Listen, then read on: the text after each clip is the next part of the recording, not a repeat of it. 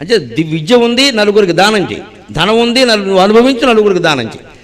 అలాగే శరీర బలం ఉంది.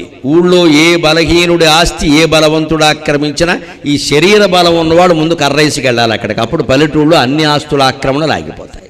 మనం ఆ పని చెయ్యం. మనం ఆడిపోతే మన క్యాస్టోడు కాదా, ఇది పెద్ద ఫీలింగ్. ఇక్కడ మన క్యాస్టోడైనా వెళ్ళం మనం. అందుకని ఆస్తుల ఆక్రమణకు గురవుతాయి. లేదా పల్లెటూళ్ళలో ఆస్తుల ఆక్రమణకు ఎలా గురవుతాయండి ఎవరికి తెలియదు. అది ఎవరిదో, ఎవడో ఆక్రమించేస్తుంటే చూస్తూ కూర్చుంటాం మనం. నలుగురు దెబ్బలాడితే ఆగడా? ధర్మశాస్త్రం చెప్పింది నీకు శరీర బలం ఉన్నది దేనికి? 6 ప్యాక్ 8 ప్యాక్ అని పోజుకోవడానిక? ఏ బలహీనుడిని రక్షించడానికి నీ బలం దేనికి? ఇక్కడ ఊళ్ళో ఒక ఆడదానికి అన్యాయం జరిగింది, మనం రక్షించమా? వదిలేస్తామా? మన మనిషి కాదని? ఆడది రక్షించుకుంటుందా?